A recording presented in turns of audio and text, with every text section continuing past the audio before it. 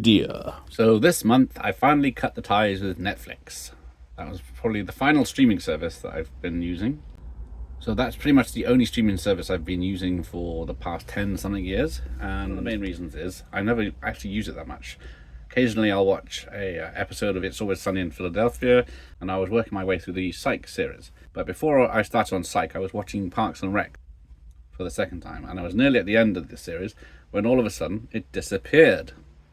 So yeah, that was a good reason to leave. Apart from the Netflix produced films themselves, I have never actually found a film I want to watch on Netflix. Whenever I search for a film, it's never there, and it never has been. I don't know if any of these films you can see before you are on it, but depending which country you are in as well. But I thought, instead of paying £11 a month, let's see what I could get physical media wise for that much. So I did some investigation. I went around the charity shops this weekend in Weston-super-Mare. It's Weston-super-Mare it is! Weston-super-Mare! There's at least 6 or 7 I went in, and that's not all of them. So most of them have quite a range of physical media, from CDs, records, DVDs and Blu-rays. No 4Ks, I've never seen a 4K yet, but they're probably on their way. So the DVDs range from like 25p up to £1 usually, or £1.50 I saw some of them, depending on what they are. And that includes TV series. You can buy a season for anywhere from £1 to £2, and sometimes less. So the other thing is Blu-rays. They're not as common yet, but a lot of places do sell them, and they sell them for about £1. I also went in CX, and they've got walls of DVDs, TV shows, films, etc. And most of those are like 50p. They're just trying to get rid of it. TV shows, box sets are a bit more expensive, because I know they're quite collectible. But there's also a bargain bin of Blu-rays for £1, as you can see. So as part of my experiment, I thought, let's see how much I can get for £11, which is what I was paying for Netflix a month. So there you go. But that is £3. So that's 15 films. That's my local charity shop, which is like a 3-minute walk from where I am. They have quite a good range of DVDs usually, and some Blu-rays and box sets. And they used to do 5 DVDs for £2, and now it's 5 for £1. They have so many coming in, and that is why over there's a big pile of DVDs. But going back to their new pricing range, let's see what I got. So first off is a collector's edition of Animal House, which is full of exclusives, as you can see, which is another thing streaming doesn't give you: extras. So this film is presented 5.1. It's only DVD quality, but that is good enough for most people. And Fast and Furious 5, probably the best one, in my humble opinion, but good fun. Good old-fashioned heist film with plenty of action. Watch out.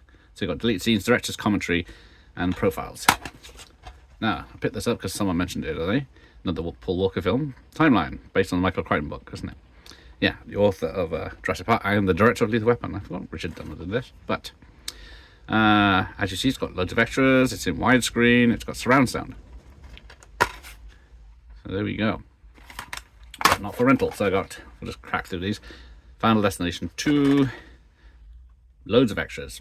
All the things you don't get on streaming.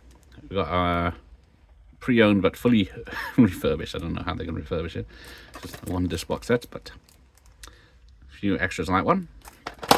Then we've got Paranormal Activity 2, the extended cut, which is another thing with streaming. You don't always get the extended cuts, or a choice at least. Anyway, you can go between the theatrical and extended cuts. You got Star Trek Into Darkness. Yes, basic info there. So you get some newer films, of course. I think some people just watch them and give them away. Same thing happens to Blu-rays. I should say we've got this, The Fast and the Furious. I can't remember if it's the 4th one or the 1st one. Whichever version of The Fast and Furious. You got a nice poster or something in there. Yeah, got a great big poster. Take that, streaming. Unfortunately, sometimes it's not great to have the non-theatrical poster on the front, but that's not too bad. Yeah, high definition transfer does not drop in quality as you're watching it. even though it is DVD, it can be very good quality. And you got extended cuts again, despite the film, and the filmmaker's commentary. And another thing about these is they have flip covers if you like that sort of thing, and all the money goes to a charity, which is helpful for them as well. Despite it's only £3, but every penny counts for them. So yeah, another Paranormal Activity. This one's got DTS surround. Yeah. Plus, some of these have different subtitles for different countries, which some streamings might not offer. Scare montage. But Paranormal Activity 3. Now, this disc has been on a journey, but I should imagine it probably plays quite well still. Which is probably the biggest downfall of physical media, is if it gets damaged. But you look after it, and then you're alright. There is that old disc rot, but I've never encountered any of my discs so far. Don't want to jinx it. So, there you go. 15 films. And it only cost me £3, which is almost a quarter of what the streaming service was charging, and probably doesn't have any of those films on it anyway. Then you have to take into account multiple streaming services if you want all these films, because they're all from different companies. So you've got Paramount, you've got Entertainment Video and all that. So you could be looking at 3 or 4 streaming services just to find all these films. Whereas now I have them all here, ready to go. Now the other thing is, how do we play them? If you don't have a games console, which pretty much plays DVDs and up to 4Ks usually, you can quite cheaply get a Blu-ray player. I have a DVD player, which was free on the street. Not Scouser free, but actual free.